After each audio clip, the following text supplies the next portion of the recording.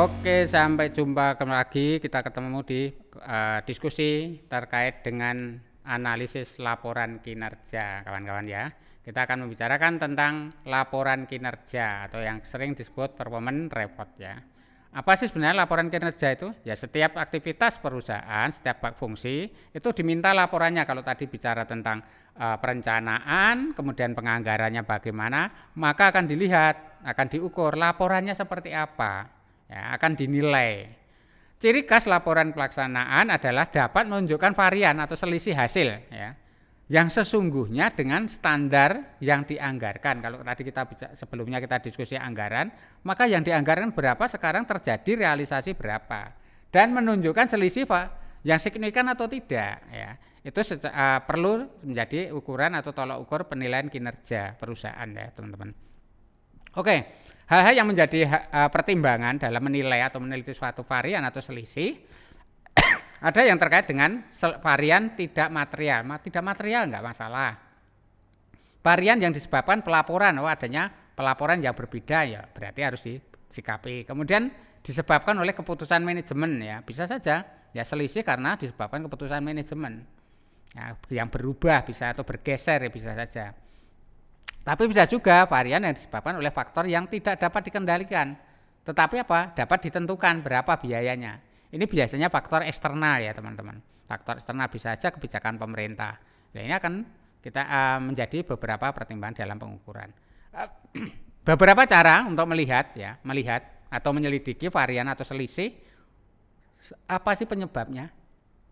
Bisa kita lakukan musyawarah ya, dengan beberapa pihak atau pengawas, sehingga tahu penyebabnya apa. Bisa juga dengan menganalisa suatu kerja, dilihat pekerjaannya bagaimana. Tapi bisa saja observasi langsung ke lapangan, lihat-lihat. Bisa juga lakukan pemeriksaan atau audit. Itu beberapa yang menentukan penyebabnya apa, itu bisa dilihat dari situ ya, teman-teman. Jadi memang di dalam penggunaan pengukuran kinerja bisa disampaikan beberapa hal tadi. Nah, kegunaannya apa sih analisa varian ini?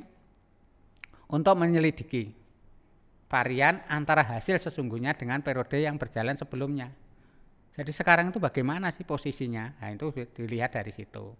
Kemudian menyelidiki varian antara hasil sesungguhnya dengan biaya standarnya tadi itu. Sesungguhnya atau realisasi dengan biaya yang distandarkan ya, atau yang dianggarkan. Kemudian untuk melihat hasil ya sesungguhnya dengan tujuan yang direncanakan sesuai atau tidak. Itu beberapa yang terkait dengan tujuan analisis varian. Itu beberapa yang terkait dengan permasalahan anggaran tidak sama dengan realisasi. Ini sering sekali ya, selisih itu sering sekali. Perencanaan tidak matang ini biasanya ya. Ya namanya ini di dalam penganggaran, kalau kita diskusi anggaran, kemudian kalau tidak bagus tim anggarannya, maka ketika dilaksanakan selisihnya bisa material sekali, maka disebut perencanaan tidak matang. Dengan ditandai apa? Pendekatannya biasanya bottom up. Ya, dari bawah. Nah, tidak bottom up berarti, kalau pendekatan tidak bottom up berarti apa? Top down, dari atas itu. Maka di sini akan munculkan perencanaan tidak matang, karena yang tahu persis adalah yang bawah. Nah, unit yang paling bawah itu tahu kebutuhannya apa, biayanya berapa. Kemudian tingginya revisi anggaran, ini bisa saja menyebabkan permasalahan anggaran tidak sama dengan relasi. Selalu direvisi, bolak-balik ya, ini jadi masalah. Kemudian penetapan target keuangan masih bersifat formatif, ya. Terus pokoknya ada tujuannya, ya udah, itu namanya formatif, tidak realistis. Kemudian alokasi anggaran masih terkonsentrasi pada permasalahan tertentu ya. Nah, juga termasuk di sini adanya permasalahan peraturan atau kebijakan perusahaan. Ya.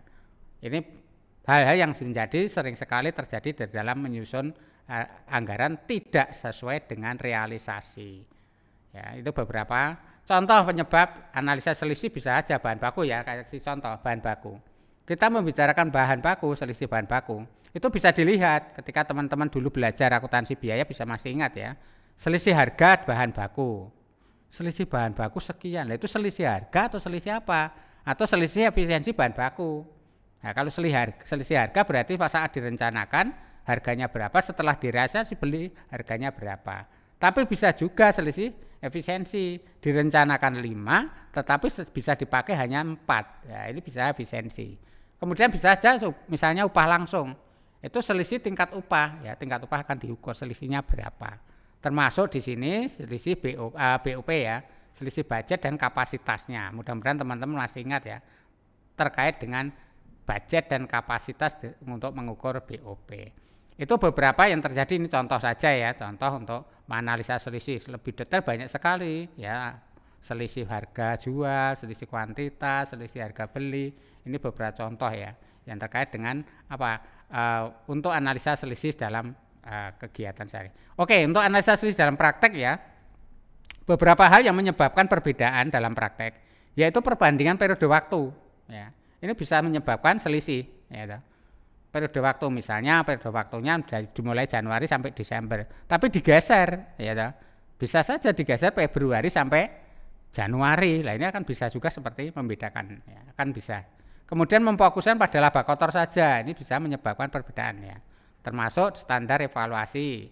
Nah, kemudian bagaimana menggunakan misalnya full cost system atau full costing ya, ini juga akan menyebabkan selisih antara dalam praktek kesehariannya. Keterbatasan selisih banyak ya teman-teman.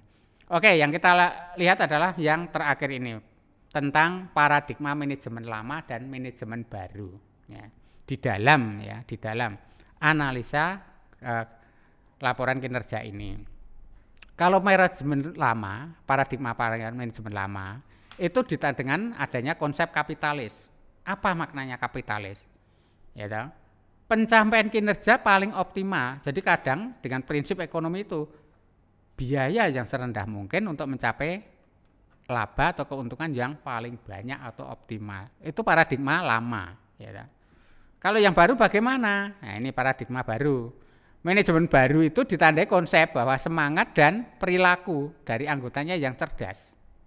Jadi anggotanya yang cerdas memiliki jejaring kerjasama yang luas serta bersikap dan berperilaku etik secara konsisten.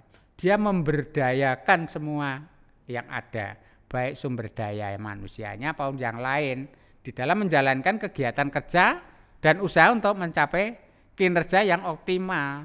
Jadi kalau saya kasih contoh yang real, dulu bergeser ketika manajemen perbankan. Di perbankan itu kalau yang konsep lama ya itu mencari keuntungan yang sebesar-besarnya. Tapi yang konsep baru ini enggak. Yang konsep baru sering sekali mengukur kosnya, biayanya tinggi, nggak apa-apa.